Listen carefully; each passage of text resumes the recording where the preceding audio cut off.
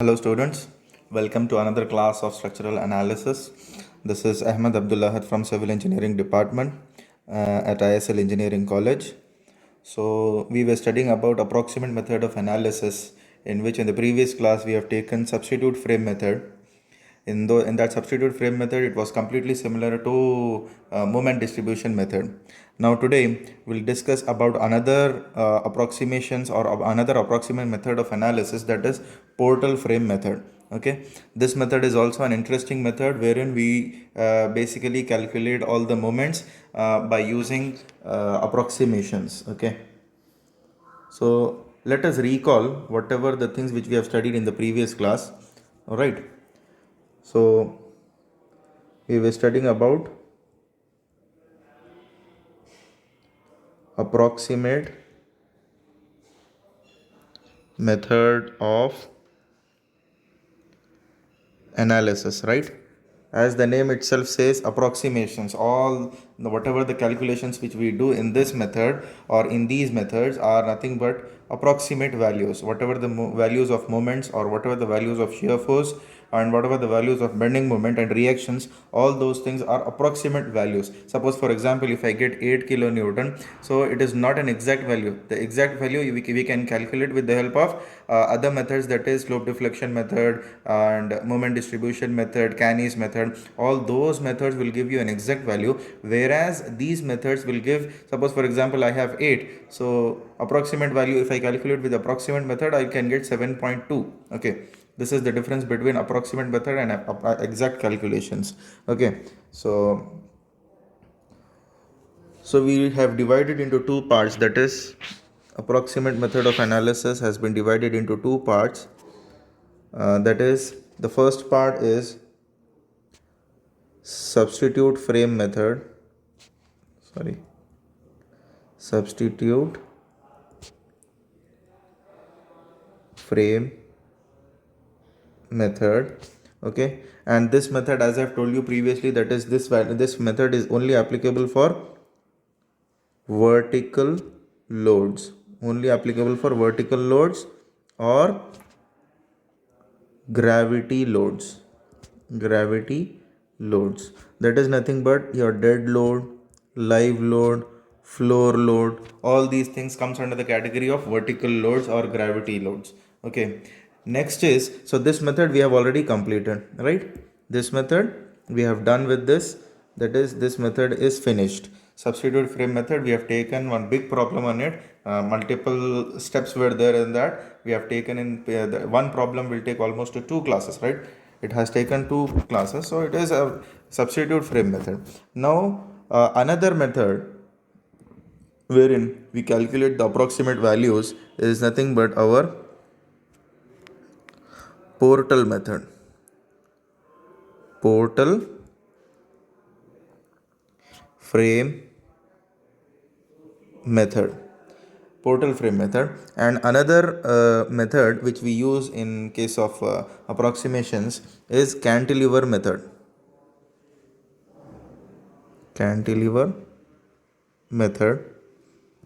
Another method is, third one is factor method. So these are the three methods wherein we can calculate all the moments, and these methods are applicable only for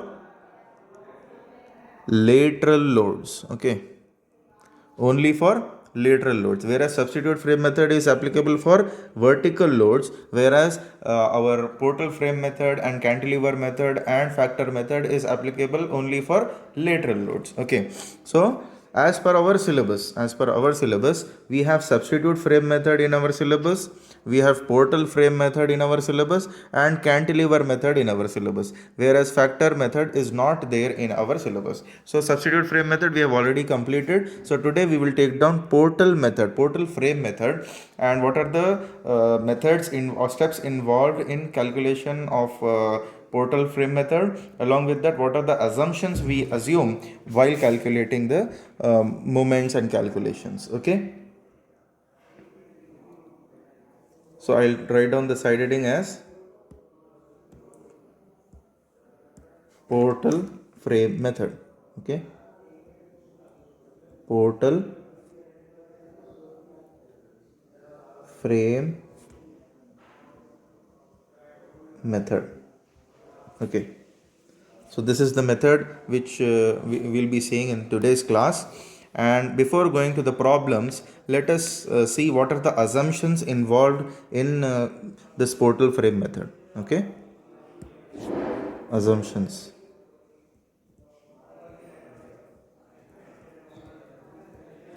Assumptions. The first assumption is point of contrafluxure. I'll write down and I'll explain you. Point of contrafluxure. Point of contrafluxure is in all members.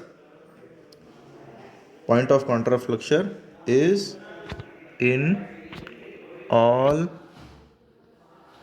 members and lie at the midspan. Midspan. Suppose, for example, the meaning of this, what do you mean by point of contrafluxure?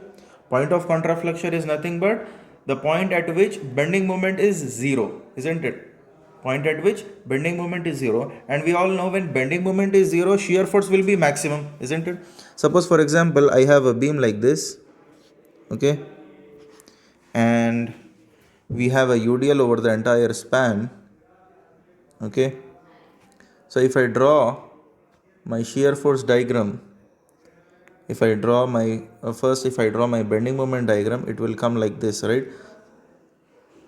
Let us take like this, or else let us take like this, okay, since it is UDL. So what happens here? Here it is point of contrafluxure, and we all know wherever shear force is bending moment is zero, shear force will be maximum, isn't it? Shear force will be maximum. Shear force diagram and bending moment diagram. Okay, so we all say that as per the assumption of portal method, point of contrafluxure is there in all members and lie at the midspan. Okay, so this is very important assumption, wherein we assume that point of contrafluxure is at the center, right? Then the second point is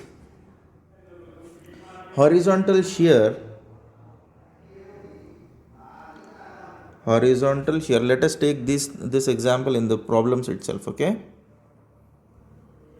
horizontal shear taken by interior column. Taken by interior column is double the horizontal shear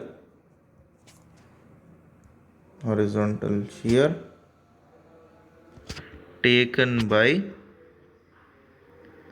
exterior column. Now what do you mean by this one? Suppose I have a frame like this, okay, this is one frame. Suppose we have interior column like this. All right, so the shear taken by these exterior columns, these are my exterior columns. This is, let us say, this is shear force is P, and here also shear force is P. Let us say this is P. So what happens? The horizontal shear taken by interior column is double the horizontal shear by exterior column. So this is P. So what happens to this shear force? This will be 2P. Okay, this is what the meaning of this shear, the second assumption. Okay, now let us move to the steps involved in the calculation of moment distribution, portal frame method. Okay, steps in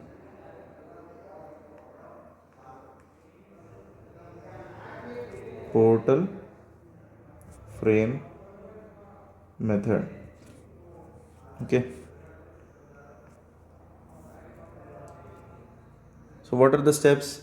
We'll note down totally we have 5 steps in the calculation of portal frame. Okay, first is calculate the calculation of horizontal shear in columns. Okay, first step is calculation of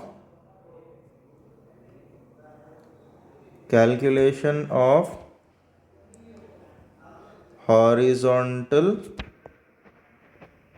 shear in columns. Okay, first we have to calculate horizontal shear in columns. Second is moment at the end of columns. Second, what we have to calculate? Moment at the end of columns. Moment at the end of columns. Okay, so I'll draw the frame here like this. Okay, suppose this is my frame.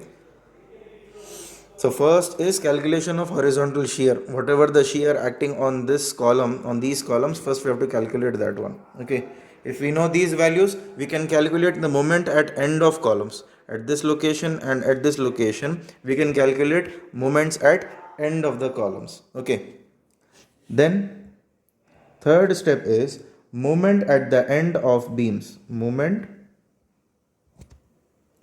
at the end of beams. So we'll be having beams like this, right? Suppose this is one more story, so we'll be having beams moments also, right? Beam moments, these moments also we have to calculate, right? So that is what we have to calculate, moment at the end of beams. Then fourth step is shear in the beam. Shear calculation in the beam. Okay, shear calculation, whatever the shear force acting at this location, shear force at this location, shear force at this location, all these shear forces we have to calculate. This is our moment at the center. Okay, and this is nothing but our shear.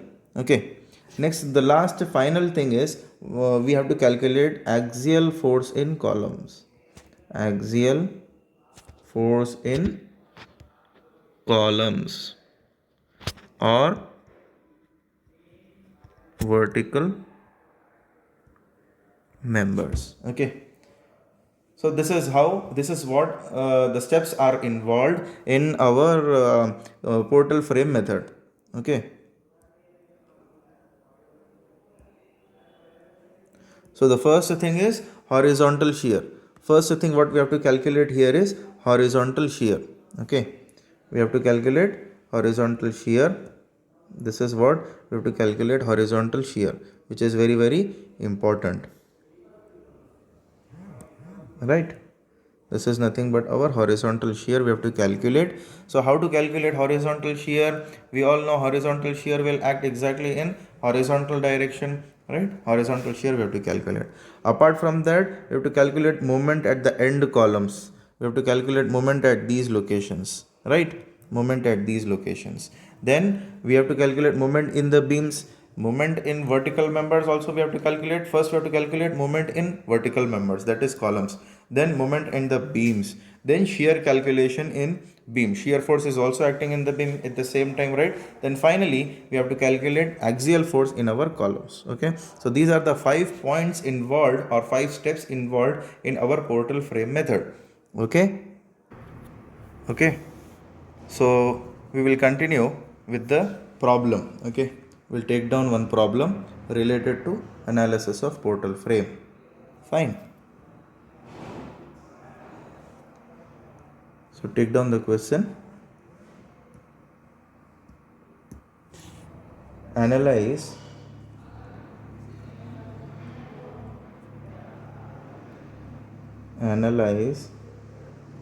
the given multi-story frame shown in figure using portal frame method. Okay, so the frame is given in the question itself. So this is the frame given to us in the question.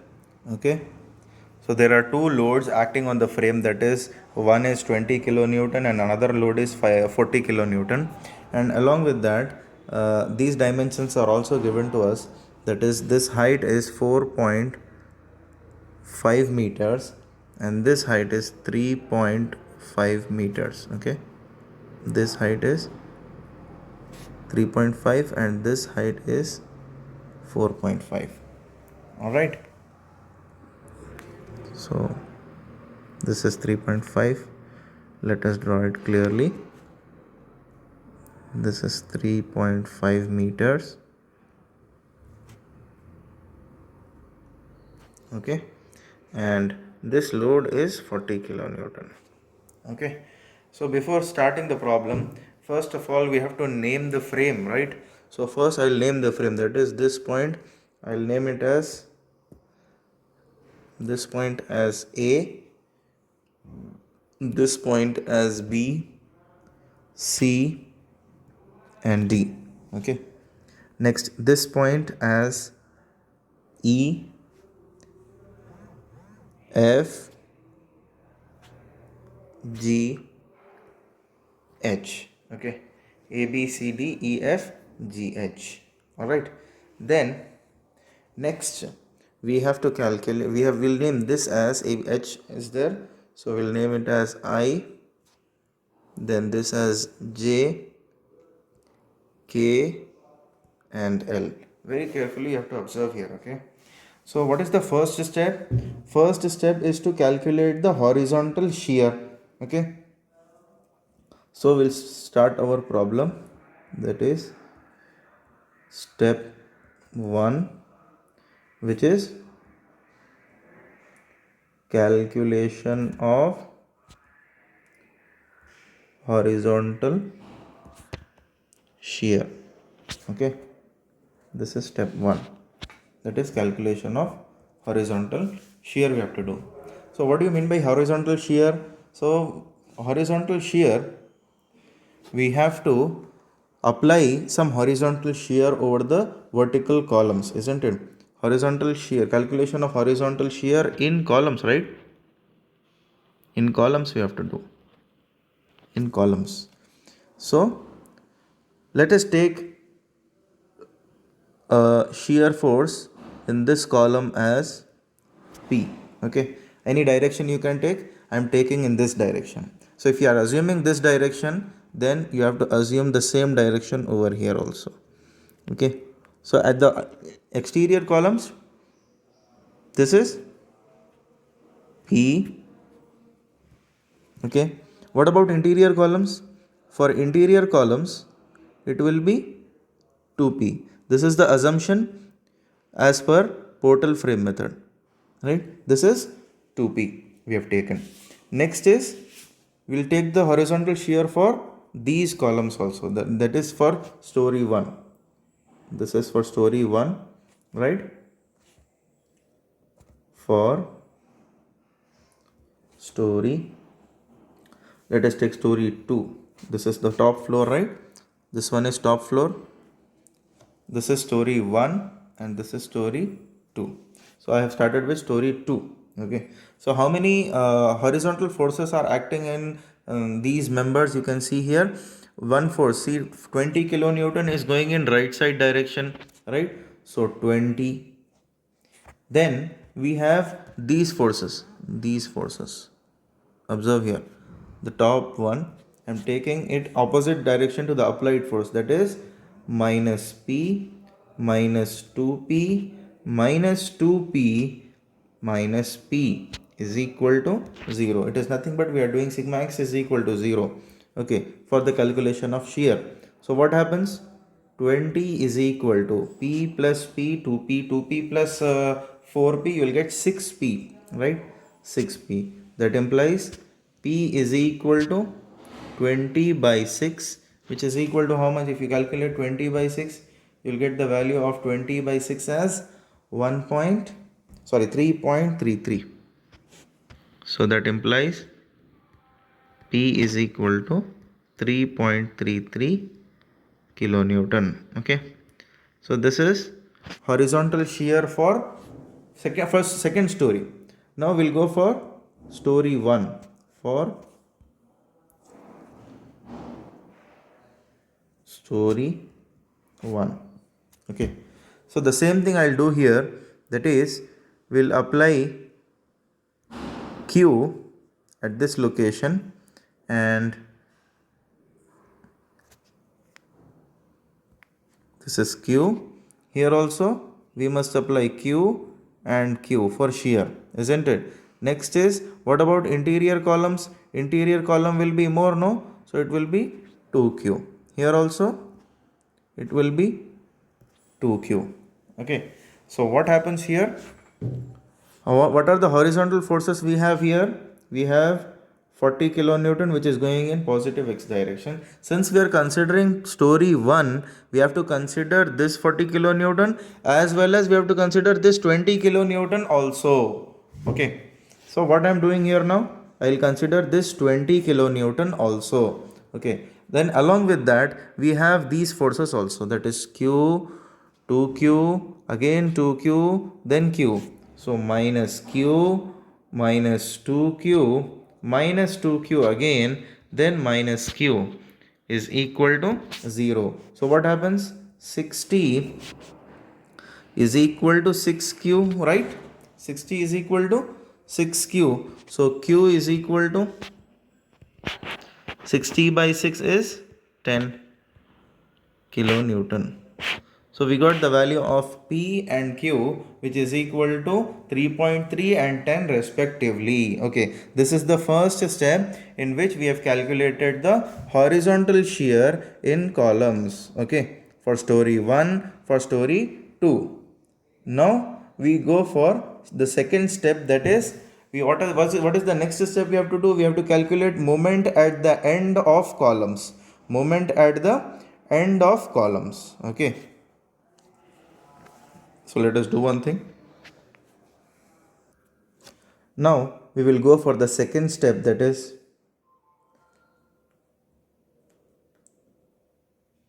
step 2, which is moment at the end of columns. Moment at the end of columns. So how to calculate moment at the end of columns? Let us start from point A. Okay. I will write here again once again, for story 2, for second slab or second story. Okay. So moment at AE, vertical columns, right? Column is AE. So moment at AE is equal to moment at DH, right? Since it is symmetric, no? Moment at DH. Moment at AE should be equal to moment at DH is equal to, what is the force acting there? You can see there, P, force is going into perpendicular distance. This height is 3.5 meters, right? This is 3.5 meters. So P into force into perpendicular distance, center, always, as I told you, the shear will be always, point of contraflexure will be at the center, so shear force will be maximum at the center, right? So P into 1.75. so what happens? P into 1.75, what is the value of P we got? P value is how much? 3.33, right? The value of P is how much? We've calculated, it is 3.33, right? So 3 into 1.75 will give you 5.83 kilonewton meter. Okay, moment at AE is equal to moment at DH, which is equal to 5.83 kilonewton meter. Similarly, we'll go for the same column, that is the adjacent column. Moment at BF is equal to moment at CG or GC.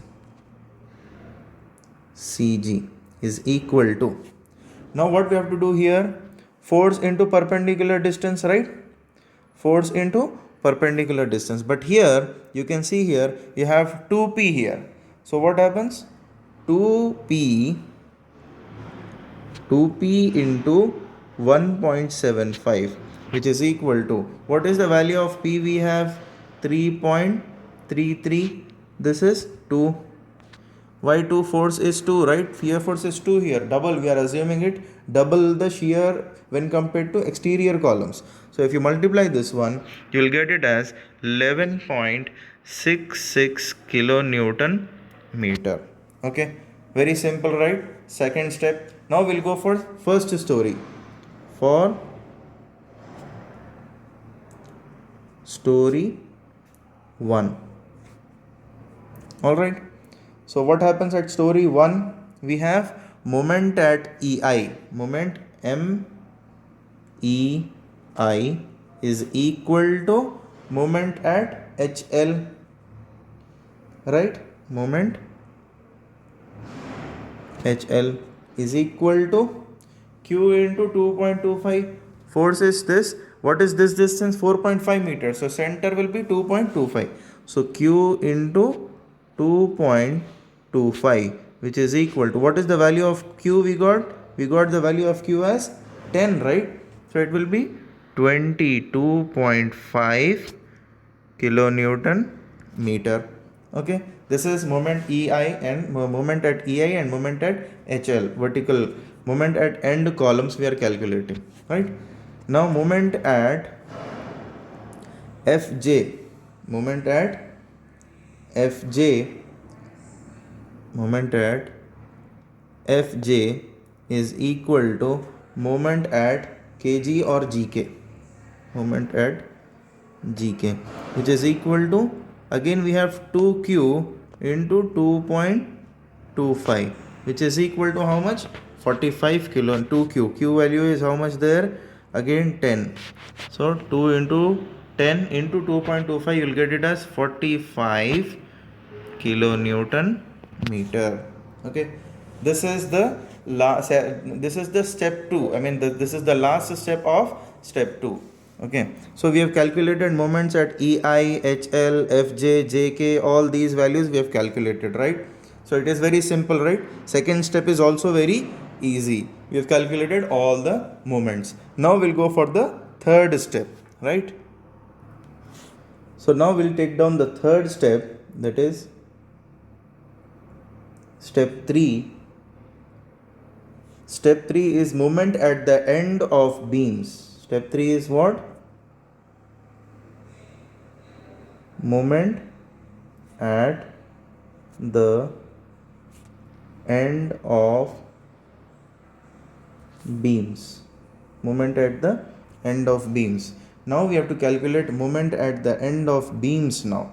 This is very, very important, and always remember, see, moment at the end of beams is nothing but, see, suppose for example, I have a beam like this, okay, a frame like this.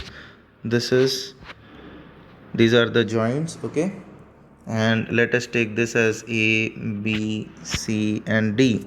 So what happens whenever you come across these things, then moment at AB plus moment at AC should be equal to moment at AD. That means I'll write here, this very, very important point, that is sum of horizontal moments, sum of horizontal moments is equal to sum of vertical moments. Okay, this point is very, very important, and we'll be using this concept of summation of moments in the calculation of these end beams. Okay, moment at the end beams. So now if you see here, for story 2, for story for story 2, again always we should start from the top, okay, because the loads will come from the top floor, not from the ground floor.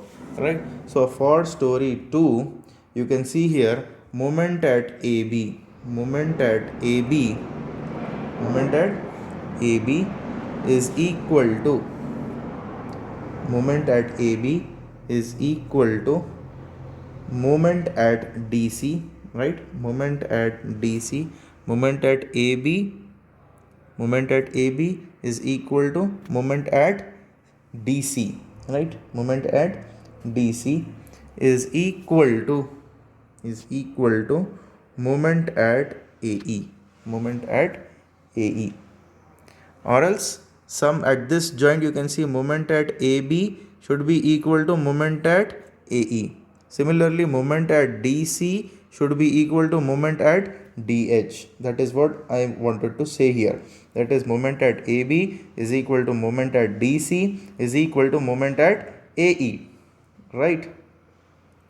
Which is equal to, what is the value of moment at AB? We have calculated, no, vertical members. That is 5.83. 5.83 kilonewton meter. Similarly, when you go for joint B, this joint, moment at BA, moment at BA plus moment at BC is equal to moment at BF, right? Moment at BA, I'm highlighting here, moment at BA is plus moment at BC should be equal to moment at BF, right? Moment at BA plus moment at BC is equal to moment at BF. Okay, so now we have the values of moment are at BA. What is the value of moment at BA? We have 5.83. We have the value of BA. We have the value of BA, right? BA or AB, it is 5.83. This one. So this will be 5.83, and moment at BF, moment at BF also we have calculated. This one, moment at BF is 11.6, right? We have these values with us. So this value is 11.6. So with the help of these values we can calculate moment at BC, right? So moment at BC, moment at BC is equal to 5.83 kilonewton meter.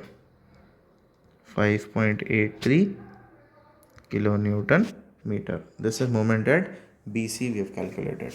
Next is for story 1 we'll calculate. For story 1. Okay. So moment at EF, moment at EF is equal to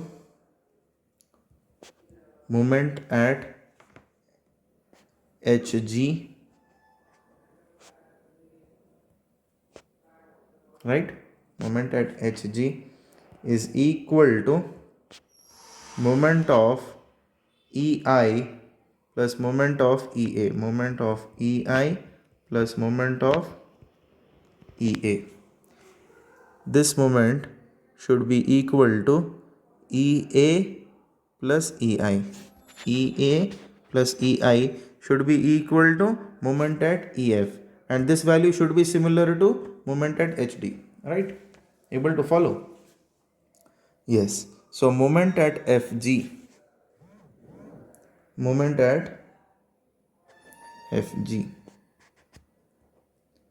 So if you substitute the values here, you'll get the value as 22.5 plus 5.83 is equal to 28.33 kilonewton meter. Alright, next is we have for story 1 again, we have moment at FG plus moment of FE, moment of FE, moment of FG plus moment of FE, moment of FG, moment of FE should be equal to moment of FB plus moment of FJ, right? Is equal to moment of FB plus moment of Fj. Okay, so if you solve this one, you'll get the value of moment of Fg is equal to again 28.33 kilonewton meter. Okay, so these are the three steps which we have completed in our problem. So remaining two steps we will take down in another class. Okay.